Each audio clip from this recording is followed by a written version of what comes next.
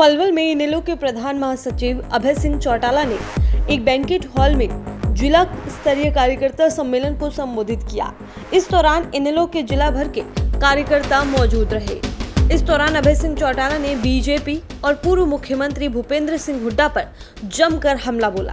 इतना ही नहीं, अभय सिंह चौटाला ने जजपा को लेकर कहा कि जब हमने ये बात कही थी कि ये ठग बंधन टूटा है, लुटेरों का है, जो पैसों का बंटवारा था, इसको लेकर विवाद था और जजपा तो खत्म होगी, उसका कोई नाम लेने वाला नहीं रहेगा। नवीन जिंदल के बीजेपी में शामिल होने पर अभय सिंह चौटाला ने तंज कसा और कहा कि 2013 में जो कोयला चोर था वो बीजेपी की वॉशिंग मशीन में 35 मिनट धुलने के बाद कोहिनूर हो गया।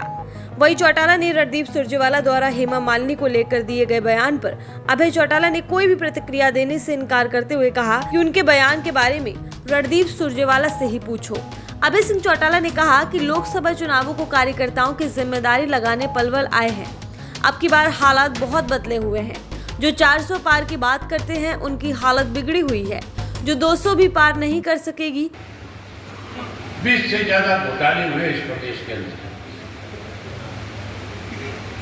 जहाँ घोटाले हुए वहाँ महंगाई बढ़ी, भ्रष्टाचार बढ़ा, कानून व्यवस्था खत्म हो गई, पढ़े लिखे नौजवान का रोजगार छीन लिया, नशा बढ़ गया, अपराध बढ़ गया। इसलिए लोगों ने फैसला कर दिया कि इनको सत्ता से बाहर करेंगे। मुझे नहीं लगता ये 400 पार की बात करने वाले 200 पार भी हो जाएंगे। अब की बार सत्ता से बाहर हो जाएंगे। पलवल आयोग कार्यकर्ताओं को क्या संदेश दिया गया? लोकसभा का चुनाव है, 25 मई को होना है। हम अपने कार्यकर्ताओं की जिम्मेवारी लगाने आए हैं।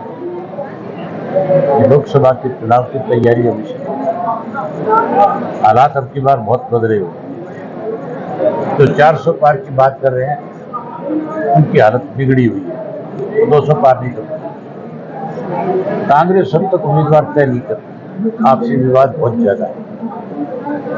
लोगों की इच्छा है कि भाजपा को सत्ता से बाहर किया जाए, कांग्रेस को सत्ता से दूर रखा जाए। यही संदेश आज कार्यकर्ता को देने के लिए है कि आप लोग अभी से तैयारी करो। हमारा कार्यकर्ता कभी बैरक में गया ही नहीं, कभी पार्टी के संगठन को मजबूत करने में लगा रहा, कभी सरकार की तरफ से किसी भी कोई विवाद खड़ा किया गया या किसी को परेशान किया गया, उसके साथ खड़ा होकर के उसकी मदद। अब भी कार्यकर्ता पूर्ण रूप से जो है इस जिम्मेवारी को निभाएंगे और इंडियन नेशनल लोकदल पार्टी बहुत चौंकाने वाला नतीजा आपके सामने। रणदीप सुरजेवाला का एक बयान आया हेमा मालिनी को लेकर, उसका क्या कहना? रणदीप सिंह सुरजेवाला ने हेमा मालिनी को लेकर एक बयान दिया, उसका क्या कहना? इसको लेकर के हेमा मालिनी को लेकर उन्हीं से पूछो, वही बता सकते हैं क्या। मैंने नहीं सुना। भाजपा को सत्ता से दूर करने के लिए फार्मूला क्या है? भाजपा तो सत्ता से दूर होगी, आप लोग भी उसमें बड़ी भूमिका निभाओगे, क्योंकि आप भी उतने ही परेशान हो जितने आम आदमी परेशान है। भाजपा आप ये मान के चलो चेहरा बदलने से, मंत्रिमंडल बदलने से या किसी को नया अध्यक्ष बनाने से पाप किए हुए नहीं दूर सकते। तुरंत साहब हाल ही में पाप का घड़ा भर चुका है, अब हर हालत में 4 जून को फूट जाएगा। चौटाला साहब, हाल ही में जजपा और बीजेपी का गठबंधन टूटा, उसके बाद अजय सिंह चौटाला जी का बयान आता है कि हमारा कोई विरोध नहीं हुआ, आगे भी गठबंधन हो सकता है। क्या कहना चाहोगे? हमने भी ये बात कही थी, ये गठबंधन नहीं टूटा, ये फिरबंधन टूटा है। ये लुटेरों के पैसे की जो बंटवारा था उसका विवाद था। ये फिर से दोनों मिलकर के प्रदेश को लूटना चाहते हैं। जजपा खत्म होगी, जजपा का तो नाम लेने वाला भी कोई नहीं। कांग्रेस को लेकर कहा कि वो तो अभी अपने प्रत्याशी भी तय नहीं कर पाए। लोगों की इच्छा है कि बीजेपी को सत्ता से बाहर किया जाए और कांग्रेस को सत्ता से दूर रखा जाए। बीजेपी और नरेंद्र मोदी को लेकर भी अभय चौटाला ने जमकर कटाक्ष किया।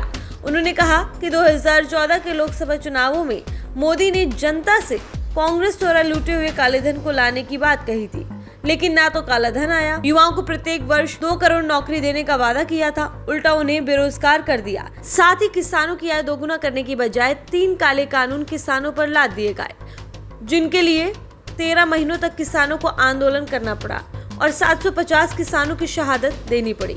फिर उत्तर प्रदेश चुनावों की वजह से माफी मांगकर वो कानून लौटे गए और एमएसपी का वादा किया, लेकिन वो वादा भी पूरा नहीं हुआ। पूर्व सीएम भूपेंद्र सिंह हुड्डा को लेकर कहा कि हुड्डा जो काम बीजेपी कह देती है उसे ही करता है। उसने बीजेपी से सेटिंग की हुई है जिसकी सब पोल खुल चुकी है। पहले कांग्रेस के विधायकों के पेन बदलकर राज्यसभा के चुनाव में वोट कैंसिल करा दिए और सुभाष चंद्रा को जिता दिया। फिर बीजेपी से मिलकर अपने बेटे को राज्यसभा भेजा। बीजेपी के प्रदेश में 10 लोकसभा चुनाव जीतने पर कहा कि जिसने प्रत्याशी उधार लिए हो वो कैसे 10 लोकसभा जीतेगी। अब की बार बीजेपी के कुछ प्रत्याशियों की तो जमानत भी नहीं बचेगी, क्योंकि जहां उनके प्रत्याशी जाते हैं वही विरोध झेलना पड़ रहा है।